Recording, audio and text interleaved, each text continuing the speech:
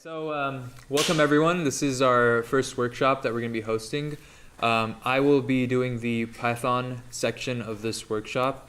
So just a show of hands, how many people have coded before or know any specific language? 1, 2, 3, all right. What are some of the languages you guys know? French. You got to teach me. How would coding in French sounds really annoying.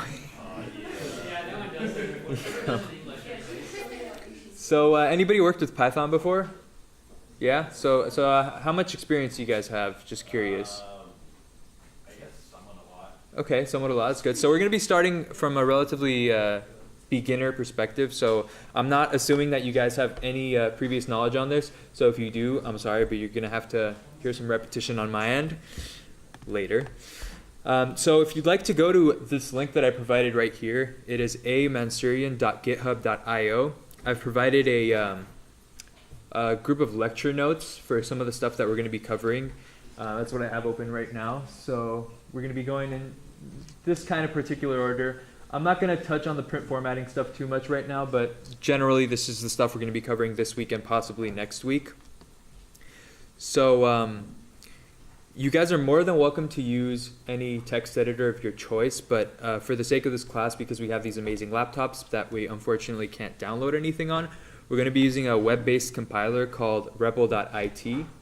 So if you want to head over to that website right now, it is repl.it, and you can make an account, and basically what it's going to be is you create a file, right? So I'll show you guys how to do this. We're going to go... Where is it? Got it. This big plus. And then from here, this is great because it works with a lot of languages. We're going to be doing Python, so. And if you guys want me to wait a little bit so you guys get caught up, I'm more than welcome to. But you're going to be searching for Python, and you're going to open a Python 3 file. And this is basically where we're going to be doing most of the workshops. What this is we have our main.py file over here, and this is your terminal, so it's how you would be seeing what's going on after you execute your code. This is handy because it kind of just shows you side by side. We're gonna maybe go over some like more complicated terminal stuff later, but for now I just want to get the basic syntax out of the way. So let me know when you guys are all set up. Anybody need help? No? All right, perfect. So the first thing we're going to be going over are numbers. And believe it or not, this is pretty simple. And once you guys understand it, and I promise you will understand that it's not too complicated. So there's a couple different types of numbers in Python. The most basic one being integers, right? So integers describe counting numbers. We have 1, 2, 3, -1, -2, -3. And Python kind of works the same way as your calculator. It can perform basic arithmetic. So if I go over to my code right here, if I were to just type 5 plus 2, for example, and I think the shortcut in rebel.it to execute is Command Enter, we can see that in the terminal we're going to get 7, right? That makes sense. If it wasn't 7, I'd be worried. There's, all the basic arithmetics work. So you have addition, subtraction, multiplication, which is denoted with the star operator, and division, which is notated by the slash operator. We're going to be using Python 3, so don't worry about these Python 3 alerts. These workshops were written specifically for 2.7, but have some implementations of 3 involved. I would recommend we use 3 because it's the most recent version. Eventually people are going to stop using 2 altogether, so it's good to keep up with the times. But a different type of number is what we have floating point values. So if we were to do something like 1.0, right? That point resembling decimals, that's a different number type than integers.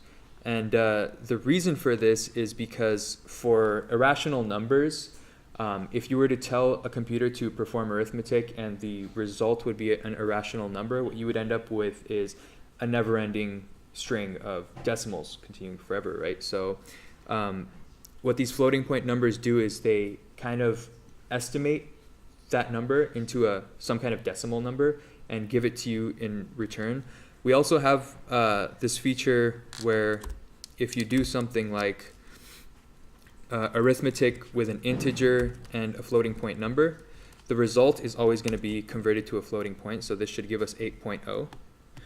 In most cases, you're probably going to be using floating point numbers and not so much integers unless you're doing specifically counting things. So any questions regarding that kind of stuff? It's pretty simple for now. All right, so arithmetic continued. We have raising to the power of, which is denoted by 2 stars. So 2 pow pow 3 would give us 2 to the power of 3. We can also do square roots like this. So square roots are fractional exponents. So 4 to the power of 0.5 is the square root of 4, which would give you 2. Order of operation in regular mathematics is the same as in Python. So you use parentheses to denote priority. Now we're going to get into variable assignment. So Python is mainly used for object-oriented programming. And for anyone who hasn't heard what that is we're basically going to be creating objects using variable names and assigning value to those objects. So how I would do that is, let's say I want to assign a variable an integer value, for example. So I would say x equals 10. And what this does is, this equal operator is what we call an assignment operator. What it's doing is it's assigning the value on the right-hand side of the operator to the left-hand side. And the order is specific in this case. So if I were to do something like 10 equals x, that wouldn't work, because essentially what this is saying is take the value of this object x, which I haven't even created yet, and assign it to the number 10. And the number 10 is the number 10. There is no changing the value of what it is. So just for how the flow of this works, just keep in mind that the thing that you're going to be assigning the value to is always going to be on the left-hand side of the assignment operator. So we can have something like x equals 10, right? And then maybe y equals 6. And now we can perform arithmetic operations with these variables instead of having to write out the number every single time. So like, let's pretend this is 10 million. You're not going to want to have to write that out every time. So, you would denote it to a variable, and then you would just say x plus y. And now you notice, since we're not actually using direct arithmetic, hey, how's it going? Since we're not using direct arithmetic, we're using objects to perform arithmetic. If we want to print this out to the console, what we're going to have to use is a print function. And how the print function works, how all functions work are, first you denote the name of the specific function. In this case, it's print. And then we tell the compiler that it is a function using these 2 round brackets. So then we would place the argument that we want printed to the console inside of here. So we would say x plus y. And there you go. It would print it out to the console. So it's pretty straightforward. In most cases, in almost all cases, anytime you want to display something to the user, you're going to be using the print function for that. So you can also use objects to redefine themselves and other objects. So once an object is defined, so right here I have y equals 6. The value of 6 is stored within that object, which means I can use that object later to assign. So see, I'm creating an object sum, and I'm using the assignment operator to assign to it the value of these 2 objects in combination, right? Then when I do print sum, I'll get rid of this. We're going to see that the value of the arithmetic operation on the right-hand side is assigned to the object on the left-hand side. And then we print it, and it's the same value. You can also override objects with new values. So over here, x already has been defined as having a value of 1,000,000. But if down here I say, well, now I want to give it a new value, I want to give it the value of y. And if I were to print it again, you'd see first it has the value of 1,000,000, and then I reassign the value of x with this new object, right? Which changes the actual internal value of the object. So things we can do just to basically start off is kind of stuff like this. Like when we assign a name to an object, we want the name to have some kind of meaning. We don't want to end up with code that has a bunch of arbitrarily named objects and you don't know what they're actually like, just a bunch of X's and Y's. So when we're actually working with, specific things, like let's say my income would be represented by an integer or a floating point value. So I would specify my income. And convention is to write these names in lowercase and connect them using the underscore, because if you actually leave out the underscore, it's going to treat that as two separate entities. So we want to make sure that it's treating it as a single name. And we'll write $1,000. And then tax rate would be, 10%. What was that? He's asking if it's $1,000 per hour. Haha. No, annually. I don't have a degree yet, so it's pretty sad. No, I'm just kidding. So, all right, you know what? To make you feel better about me, we'll put that. Yeah, feeling good. But now I got to get taxed more, so Oh, whoa. So then, if I wanted to find out what my, total taxes that I was paying would be, basically, it's pretty intuitive. It would be my income times my tax rate, right? So then I would create a new object, call it, my taxes, and it would be my income times my tax rate, or the tax rate. And then now I have this object assigned a value, but if I run the code, nothing's actually going to show because I'm not displaying any type of information to the user. In order to do that, I would have to use the print command, and I would print my taxes, right? Now it would give me the outcome. So, wow, $40,000. Take my money. All right, so that pretty much covers the basic functions of numbers. And anybody have any questions regarding that? No, it's relatively straightforward. So we are starting, pretty early on, but if at any moment you have questions, feel free to stop me. We're going to be moving on. Yeah. Do you actually make $200,000? Maybe in like 10 years, but Yeah. fingers crossed. I'm not, I can't see into the future. So the next thing we're going to move on to are strings. And what strings are basically they are a sequence of characters. These characters are, anything from the letters of the alphabet to things like the $sign, %sign, so on. So strings are basically an ordered sequence. So that is important. It is a specific ordered sequence.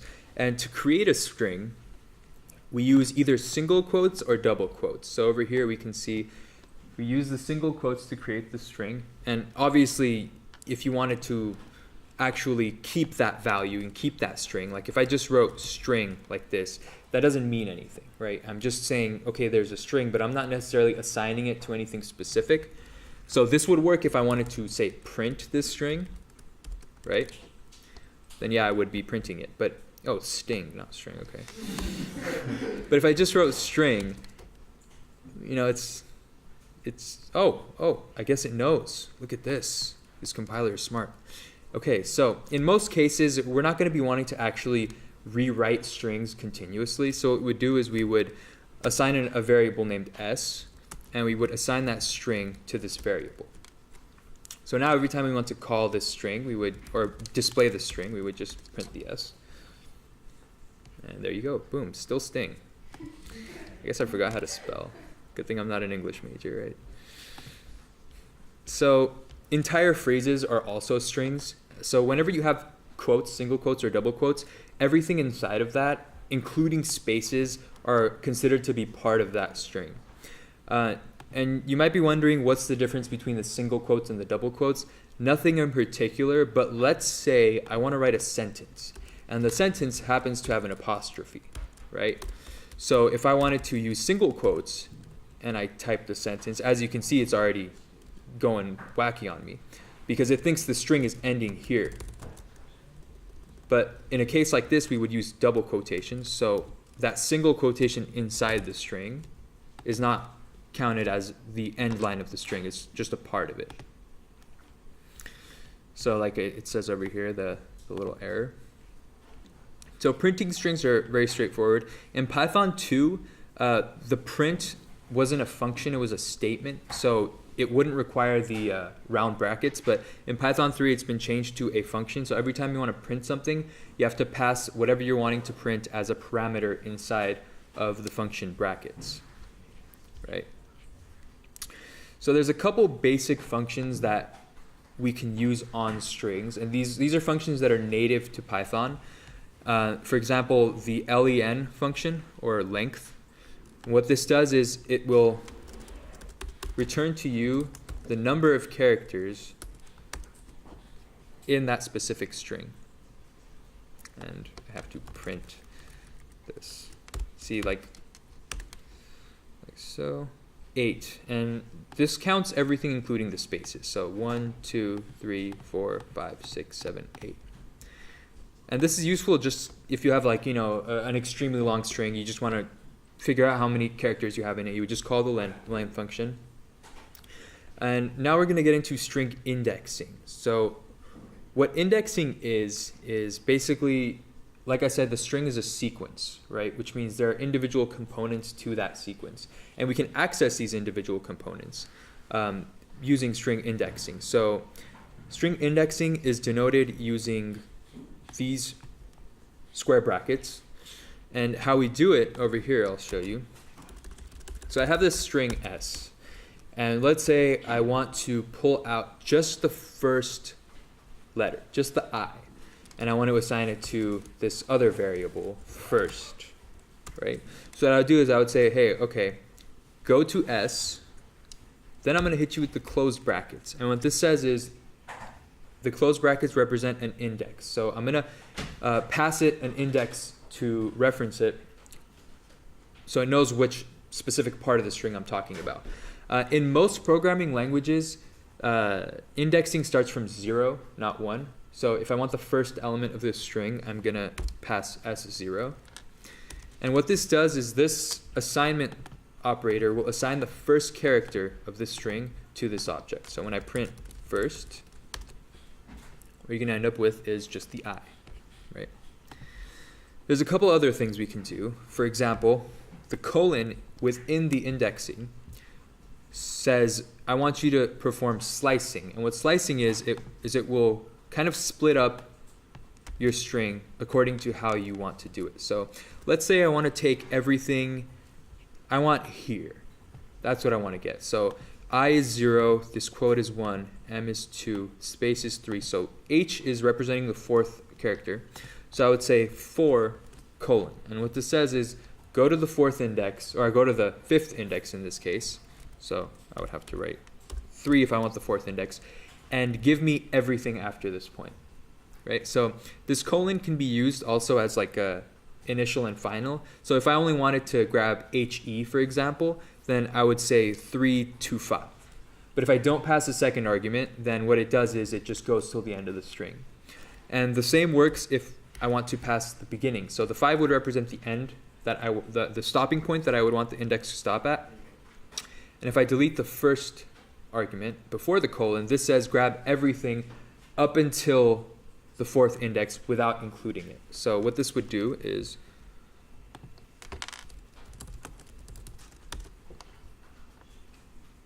there you go. So you have the first 4 letters and it reaches the fourth index, reaches the sixth index, thank you, and basically doesn't include that one and will give you everything prior to that point. This right here denotes grabbing everything in the string. I know you might be saying it's kind of arbitrary, why not just use the string itself? We're going to get into that right after this. So, also if I pass in an argument of -1, for example, what this does, I'll have to print it, is this will give me the last element of that string. So 0 is the first element, which means if I give it the argument of -1, it'll try to go back 1 step and end up at the front of the string, right? Now we're going to get into the colon. So like I said, colon represents a split between the first argument that you give it and the second argument.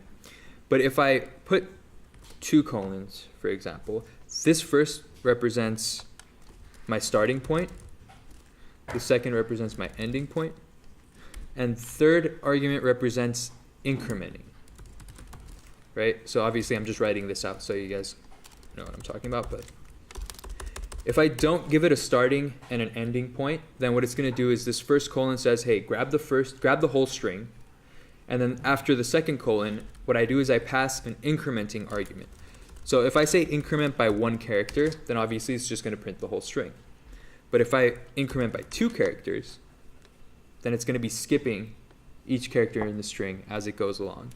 And if I give it an increment like -1, for example, what it's going to do is it's going to print the string backwards, right? And the same works. You can increment and go backwards at the same time. Oh, I have a question. Yeah. Can you repeat again what the -1? Yeah. So I'm if not talking about the incrementing, like the whole thing about -1. As in, is it an index, or what is it then? yeah, so when I'm just passing the -1 into this index, it's basically saying 0 would represent the first character in this index, right? So when I give it the argument of -1, what it does is it tries to go back 1, but there is no back 1. 0 is the first index. So what you end up with is you end up going to the last element of the list. So it kind of like loops around. Is it gonna print E if you? Yeah, I'll print it right now. You'll get the A, E. Can I put like -2 there? Yeah, And it will. yeah, and it'll give you the R, and so forth and so on. So it's kind of like a never-ending loop. Yeah. And when I pass it into the increment function, what it does is it increments by 1 in the negative direction. So it goes backwards 1 by 1. What happens if you -2 there? It'll increment backwards and skip characters. Right? So starts with the E, skips the R, goes to the E, skips the H, goes to the space, skips the M, goes to the quote, skips the I. Yeah. It's pretty fun. So there is one important property about strings, and that is that they are immutable, which means once you assign a string, once you create a string and assign it to a variable, you can't actually go in and change the specifics of that string. You can do something like concatenate it, which is basically adding more towards the end of it. So if I wanted to concatenate, I can use the plus operator right here. So I would say S plus, actually, new string equals S plus, I don't know, what do you guys want to write? Chocolate? Arman's cool. I can live with that. So now if I print this new string,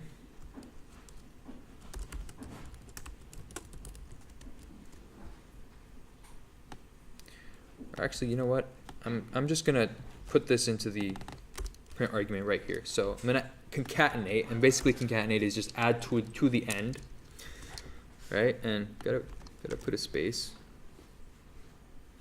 But basically, it adds to the end of it. But if I were to try to do something like actually alter a specific already pre-existing index in a string, so let's say I want to change this here to a different letter, right? Or let's say I want to change the first index to an H or something, right? So if I try to go S0, right, which is basically saying this is the first index of the string, equals to J, it's going to say no.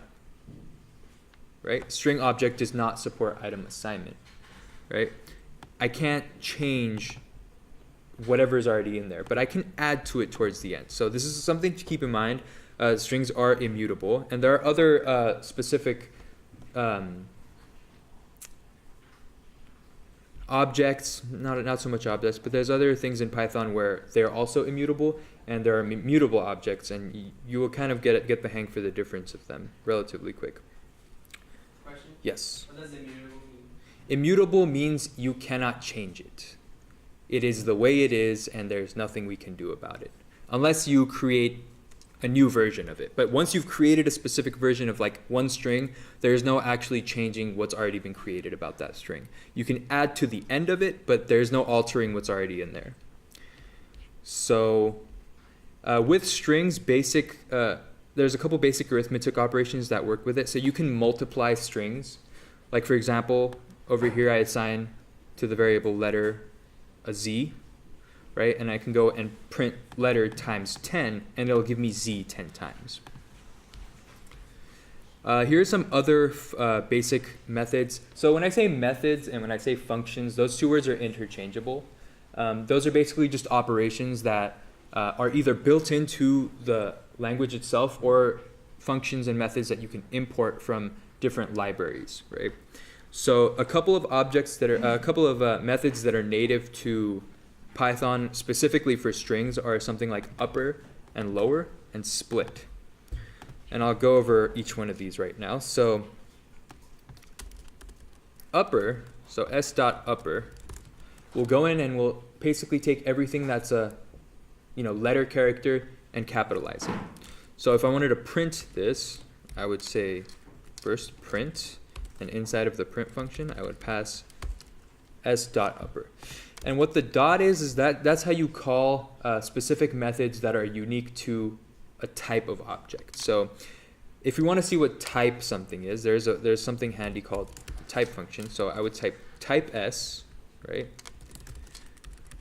And this would basically print the type of s to us. And let me comment this out.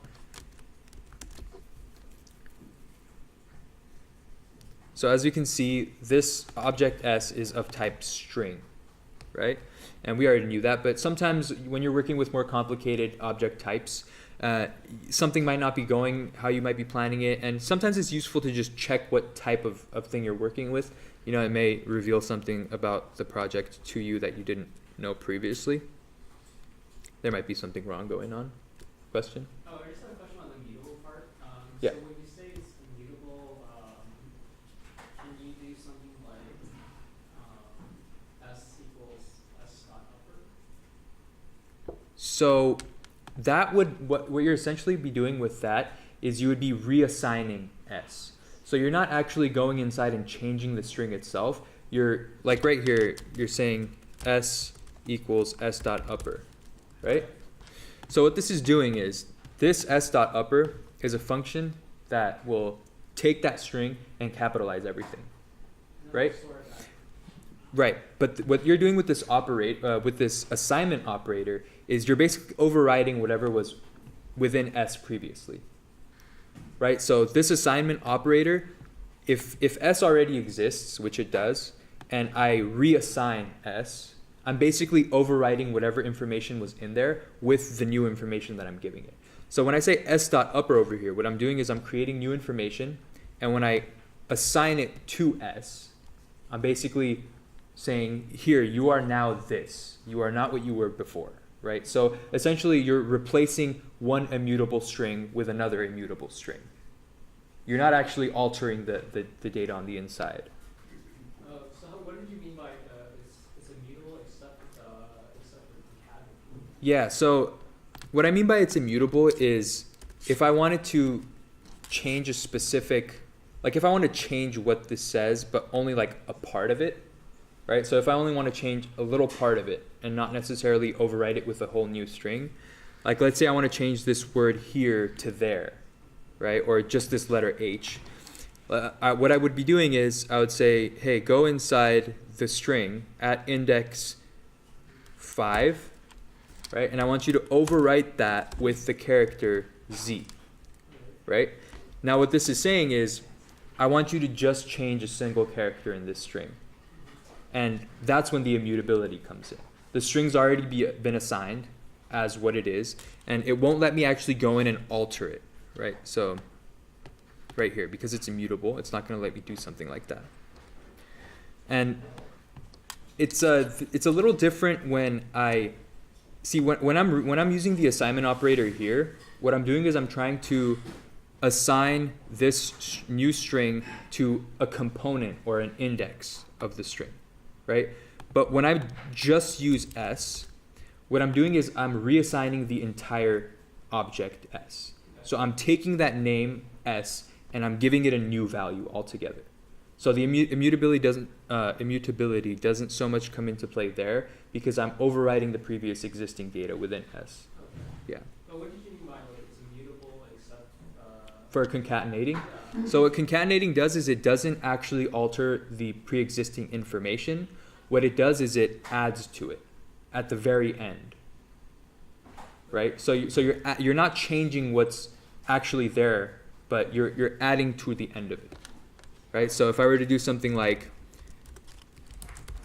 s plus, and concatenation uses basic arithmetic. So what a plus would be is I'm adding a new string towards the end of the string. And concatenating only applies at the very end of the string. So it takes what already exists and will add a little chunk to the end. So let's say I want to do nice class, right? What this is going to do is it's going to take the string s and it's going to add the second string to it, right? But that's not actually going to change what s is. So if I print s afterwards, what we can see is here, I'm printing s with this concatenated ending, but when I actually print s by itself again, it hasn't changed. It's still originally what it was. But is there any way to alter the string itself with No. concatenation? No. So what you can do with concatenation is you can overwrite the value within the string. So I can say s equals itself plus whatever I want to add to it. Right? And what this does is if I print s before I do this, and then this is basically the concatenation right here. And this is the reassignment. So I'm saying s, I know I assigned you a value over here, but now I'm reassigning you the value of yourself plus this concatenated string. Oh, I see. So what you would end up with is originally it's s, and then I reassign it a new value of this new, and now after that s is now replaced with the new string. Okay. So you can't do like you can't take the last index, add one, and then put. Yeah, no, it's immutable, so you can't. Basically, if you want to alter it in any kind of way, like if you want to pull chunks of a string out and only use those specific chunks, what you would have to do is create a new variable and then store whatever index you pull out of that string into that new variable. Okay. So the lowercase and uppercase kind of they're very straightforward. So I'm not gonna print the type of s. Let's get rid of this code too.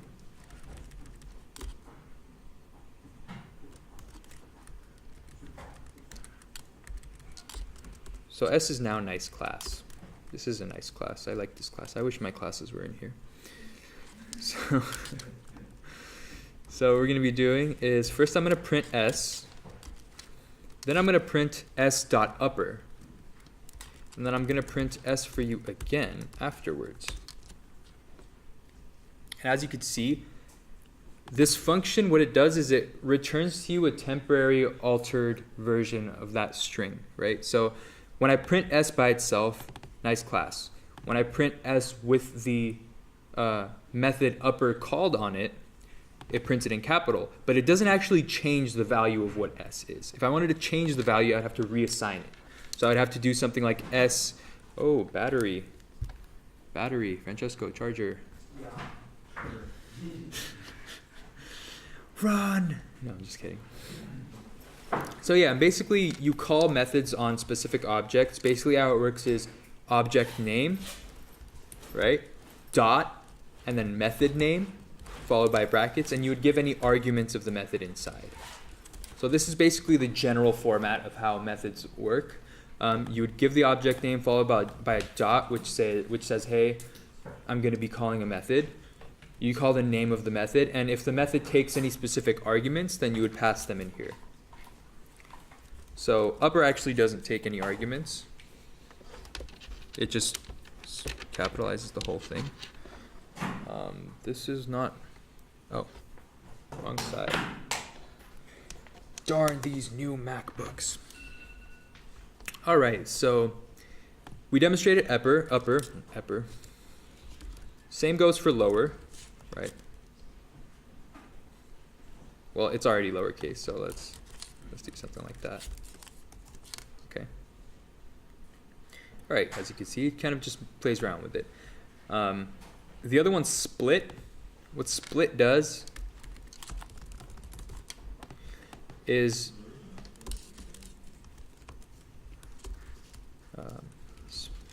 let's see, list.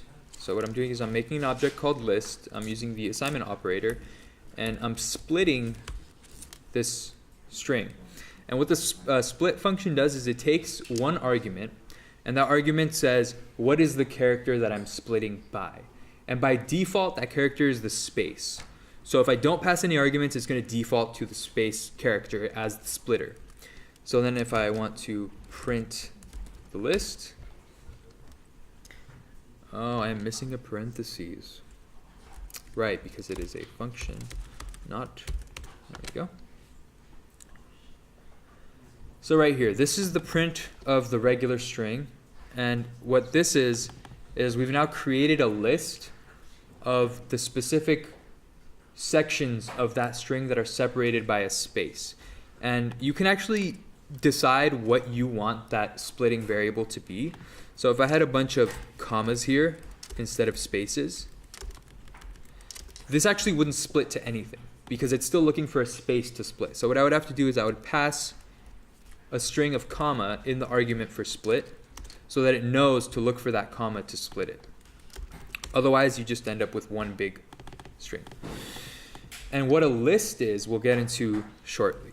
But it's a collection of objects in no particular order. But all right, so that covers everything string related. There's a brief section here on print formatting. I'm not going to really get into that because I don't have much time, but if you guys want to go over this, all of this stuff is available online, just at that URL. And this basically just shows how you can alter specific strings for text-related stuff. So let's say let's say I have a string.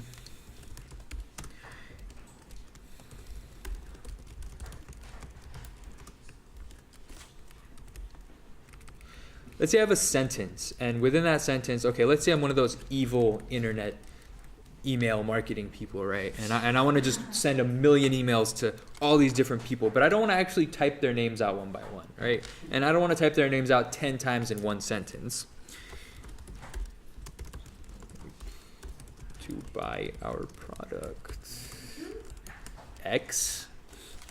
And after this string, what I would do is, let's just go ahead and put it into a print loop right away just to save some time. And what I would do after this is after I write the string, I would write dot, which says, oh, hey, I'm going to call a function to this now, a method. And that's the format method, mat.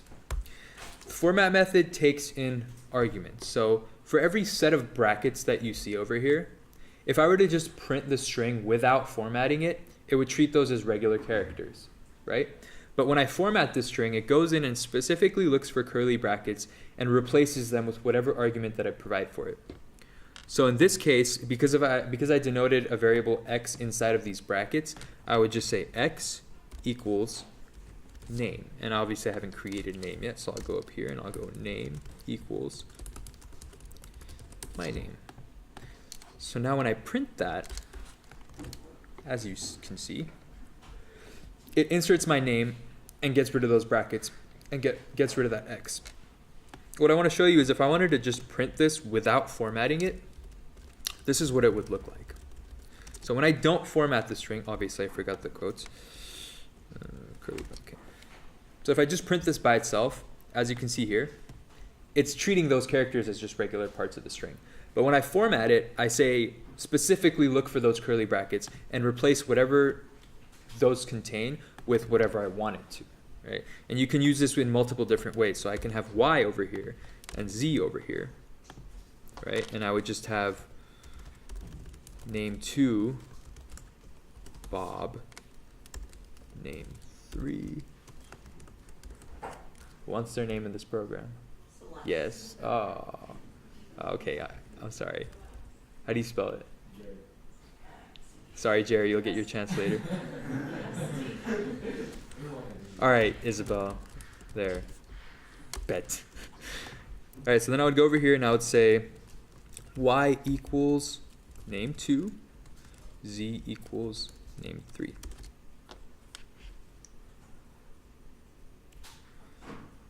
So right here, hello Arman, how's your day going? Isabel, boom. Would you like to buy our product? Celeste. But otherwise, if I don't format it, it just treats those brackets as regular parts of the string. So that's a quick little intro on print formatting. There's some other stuff in there that I'm not going to get into too much, but you're more than welcome to check it out. List. Dun, dun, dun. So a list is, so remember how we were talking about strings as being sequences? Right, so lists are probably the most general version of a sequence in Python. They are mutable, so that is a difference that they have with strings. So you can change the specific elements within a list. And how you assign a list, right over here. Get rid of all this junk, sorry guys. So I'm going to say list equals, and I'm going to denote it with these closed brackets right here. So let's say I'm going to pass it a list of numbers, and the actual components of that list are separated by comma values. The cool thing about Python is, unlike arrays in different languages like C++, what a list does is it doesn't have to have a specific data type. So I can pass it an integer. I can also pass it a string. I could also pass it a floating point number. So it has really flexibility. I can also pass it another list, right? So here we go. Hope I'm not losing you guys here, no?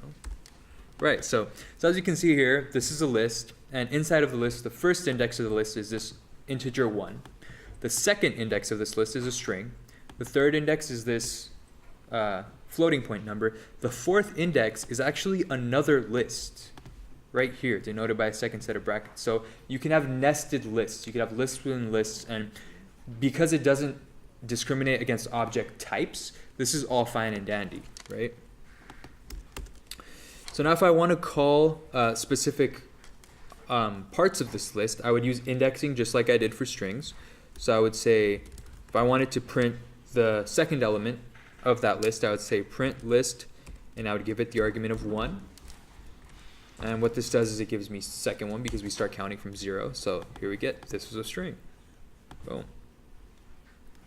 You can also use the len function, which will give us the length of the number of elements within that string. So if I were to call it on this, you would get 1, 2, 3, 4, 5, 6. Right? So show you guys len list.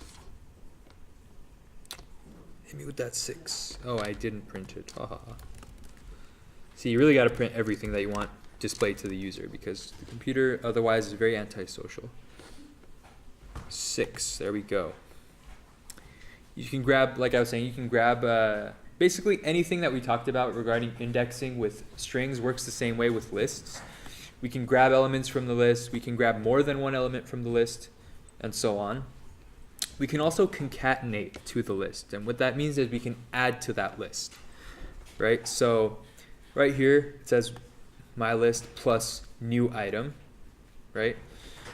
I'm going to show you guys how that works. So list equals, now I'm going to override our original list with itself plus this new item, and I have to make sure to put it in brackets because what I'm doing is I'm concatenating a list with another list, right? So I would say hello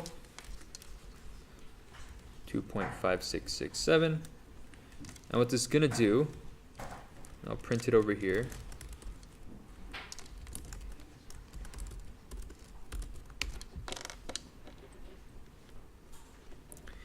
Right, so this is our original string, our original list, and then this is our new list that we concatenated with these two extra elements, hello, and this floating point number. So that's what this is. This is a reassignment of a list. You can also do multiplication on lists, which would, basically go through the list one element at a time and then do it again, however many times you want to specify. And unless you specifically assign any of those operators back to the list, it's just going to perform it. It's not going to really change the list itself. So if you want to change the list itself, you would have to reassign it essentially with whatever you're trying to do. So a cool method with lists is there's the append method, which permanently adds an item to the end of the list. And then we have the pop method, which pops off an item from the list. By default, it pops off the very last element or the very last index, but you can specify which index number you'd want it to pop off. So what we're going to do here is I'm going to say, this is getting a little cluttered over here, so I'm going to get rid of that. I'm going to say list.append, and I'm going to add another string to that, sub. Now when I print the list, as we can see, it permanently added a new element to the end of that list. So I didn't have to reassign it. The function takes care of that for you. Now if I wanted to pop an element off of there, I would go list.pop. And by default, it pops the final element, so I don't have to specify an argument within that bracket. Oh, print list after I pop. And as you can see, the sub is gone. No. Now the cool thing about popping elements off of lists is you can actually store those into their own variables. So I could say popped index equals list.pop, and then I will print the pop text. Right here we popped off 6, right? So we had this string, we popped off sub right here, list.pop, and we printed it again, and we popped another one off right here, and we stored that value into the popped index object. And when we print that, we can see that it actually it basically was removed from the list. So if I print the list again, we can see that that final element is no longer there, the 6, but that value's been stored within this object over here.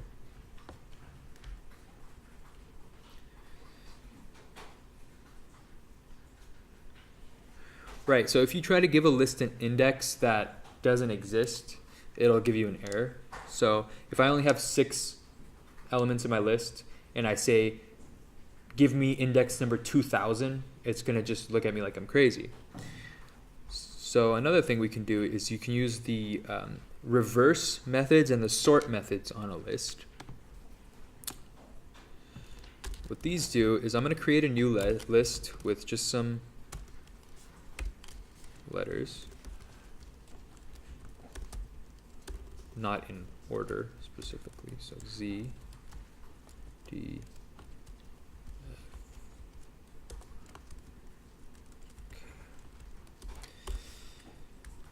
Now if I had a list like this, now imagine I had a list like this with a bunch of names, like hundreds of names, for example, right? Then it wasn't in order, and that's not good. We want those things to be in order. So I would do list.sort.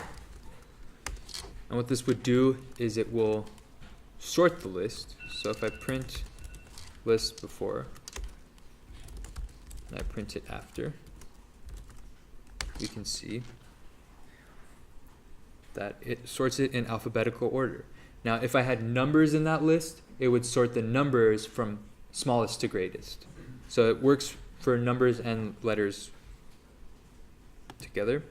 We also have the reverse method, which will basically reverse the order. So let's see, I'm going to sort and I'm going to reverse. So this should be in reverse alphabetical order.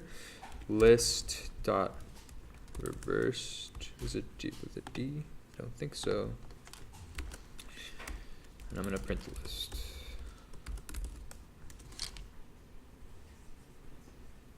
As you can see, put it in alphabetical order and then it reversed the list.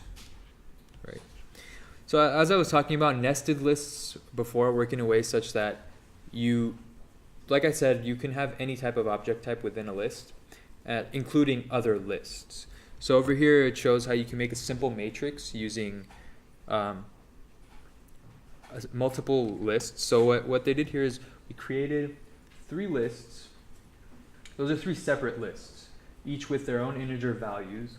Then we created a new list containing those individual lists. And when we print that out, as we can see, this is the first index of our list titled matrix. This is the second index, and that's the third. But inside each of those indices, we have another list of its own. And what you can do with that is you can do double indexing. So over here, as you see the closed brackets repeated twice. When we just use it once, this says grab the first item in this matrix object that we created, which is a list. But if we want to be more specific, we can index a second time and actually grab the first item in that list in the matrix. Right. And this scales up, you can do this multiple times. You can nest it 3, 4, or 5 times. I'm not recommending it, but we're going to worry about list comprehensions later. Okay, so the next thing we want to get over are dictionaries. Right. So what dictionaries are is they are a little bit different from lists in that, I don't know if you know how mappings work in different languages, but basically we're going to be working with a keyword and something associated with that keyword. So what we have here, dictionaries are denoted with curly brackets. And again, all of these files are going to be up online. So, if for any reason you don't pick up on something, you can ask me about it, or this is all available right there for you to check out. And how dictionaries work are, we assign them using the curly brackets. So dict equals curly brackets. And now what I do is instead of passing in single elements, I pass in pairs of elements, pairs of items. And how the pairs of items work are you have your first key followed by a colon, followed by the value associated with that key. And then each one of those pairs are separated by a comma value, right? So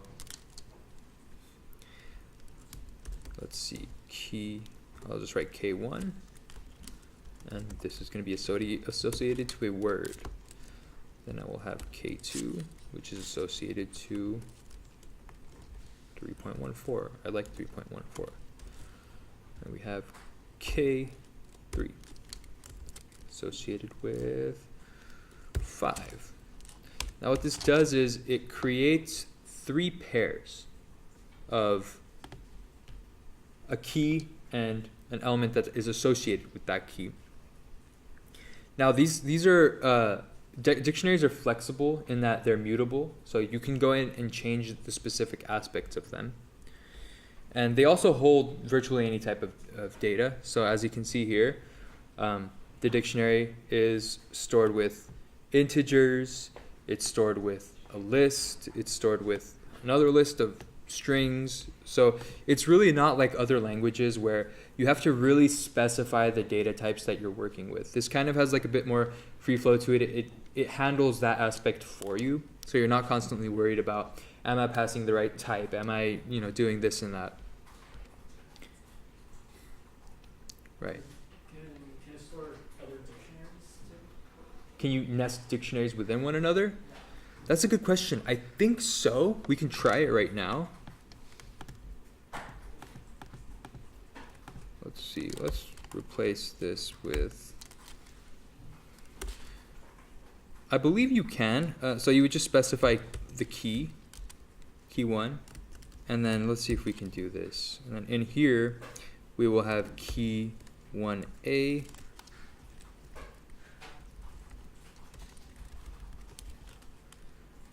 sub item key 1B, sub item 2.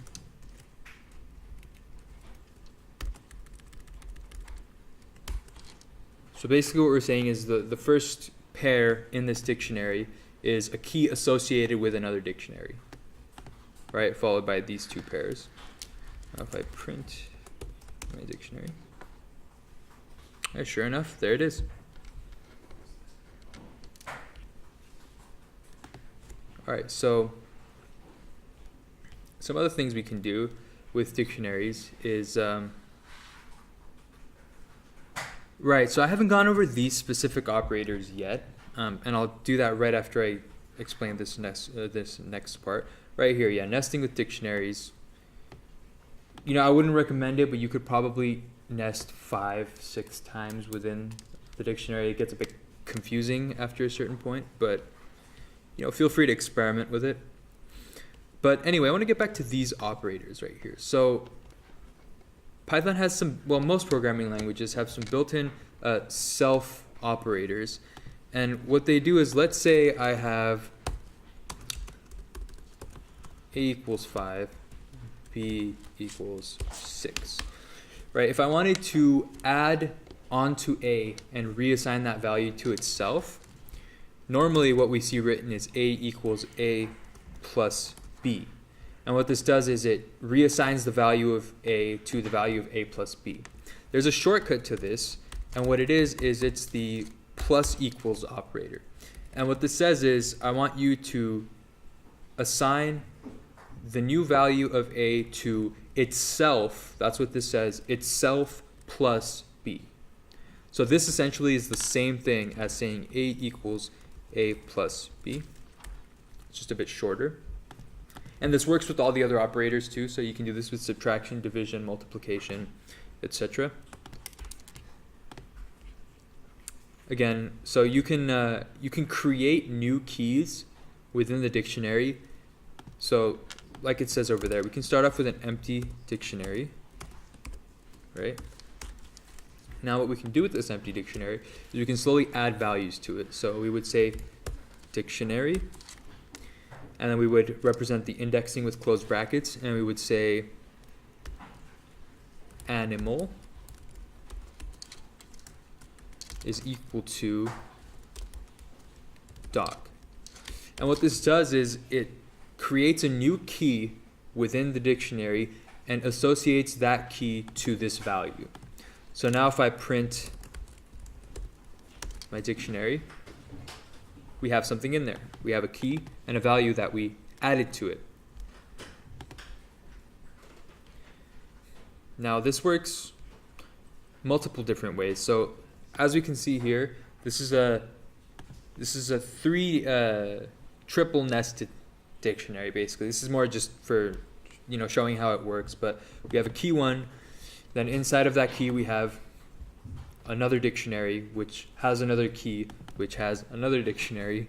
So what we do is basically, if we want to get to the bottom of this, if we want to get to the value, we're going to have to index this 3 times. We're going to have to say, okay, go reference the first key, then reference the next key, then reference the next key, and then it'll finally give us the value. All right, so not recommended, but It's not indexed numerically. I'm sorry? It's not indexed numerically. Right, so the thing with dictionaries is they are not ordered.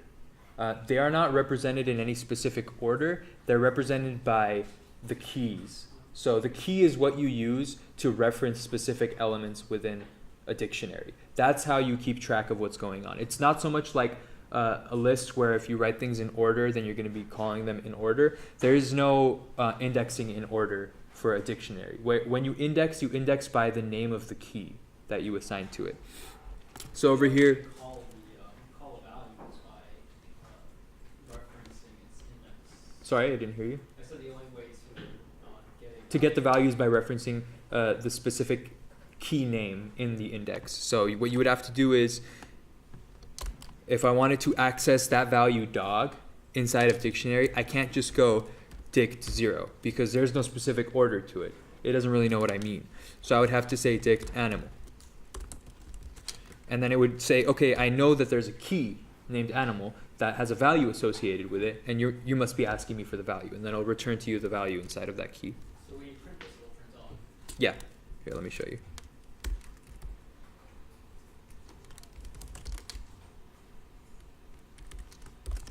Oopsie. There you go.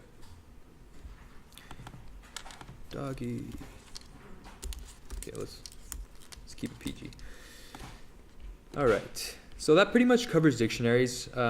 These are relatively simple things that we're going to be going over. This is more just so I want you guys to be familiarized with the syntax, to understand what I mean when I reference these things like dictionaries and lists and characters and strings. We're not really going to dive too deep into any like in-depth specific projects today. This was kind of just like a quick starter to get you guys familiarized with the syntax, understand what's going on. Right, so tuples. Tuples are very similar to lists, except unlike lists, like we said, lists are changeable, right? We can go into lists and we can change specific indexes of lists. But unlike lists, tuples are immutable, which means they're unchangeable. And you might be wondering, why would I want to use a list that I can't change? Usually you would think it would be better to use lists. And in most cases, you are right. I don't want to say 90% of the time, most of the time you're going to be using lists. Tuples are specifically for when you want to be working with values that shouldn't be changed. So, for example, dates or months. Those are specific things that are predefined, and you don't really want to give access to people to go around and changing the name of months or the specific days in a year. Those are like concrete, set in stone things that shouldn't really be changed too much. So you would cast those types of things into a tuple. Right, and so tuples are represented by the round brackets. And I know this can get a little bit confusing because, like I said, the round brackets are used for functions, but the round brackets are only specific to functions when they're used right after you're calling that function specifically. In the case like this of object assignment, t equals, and then if we drop some round brackets there, then it knows that we're talking about a tuple. And just like how lists and characters work, you can call the length function on a tuple, right? You can also mix object types in tuple, which is really great because I'm pretty sure this functionality isn't the same in C++. If you define a list or an array in C++ of type integer, that thing will only allow you to put integers in there and nothing else. So it's really great to be able to like mix and match and kind of like have more freedom with how you set things up. You can index with tuples as well. You can slice with tuples. There's a couple built-in methods for tuples, such as index and count, right? So what this does is tuples, you can give the argument of index a specific item that you're looking for. So over here, we have this item called 1, right? And let's say I want to figure out what index location that one string is located at. So I would say t dot, and then I would call the method index, and I would say find the index of this specific item in this tuple. And as we can see before, the index number is 0. Right? We can also count the number of times that something appears in this list. Right? So this string is only used one time in this tuple. So when we ask for it to count, it will just give me a 1. Like I said, it's immutable, so you can't change something in the tuple. So when you create a tuple, it's set in stone. So you better make sure whatever values you're putting in there are correct initially. I mean, you could always overwrite it, but there's no changing what's in there. And this may be good sometimes because like I said, if you're working with dates, and you don't want somebody who's just using your program to be able to go and like change all the dates to like March 52nd or like that's not something you want people messing around with. How am I doing on time? 6 times. All right. Well, so there really, I had a couple things that I wanted to go over, like files, sets, and booleans. But I think for now, this is enough information that I want to leave you guys on to digest. These next things shouldn't take too much time. Feel free to get a head start on them. Check them out. I also have provided right here in this tab, as you can see, basic practice resources, which are basically websites that give you some practice, examples to work on, some puzzles, that kind of stuff. So there's a Reddit actually that has a bunch of daily programs that you can practice on.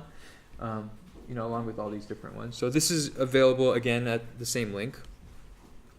And I think that's going to be it for me for today. So do you have any questions that you guys want to ask? Is this like a little too basic for you guys? Is it pretty understandable? Am I going too fast? Am I going too slow? Point it something specifically and make them answer you. No. Pretty good, man. Yeah? I like you. I like you too, man.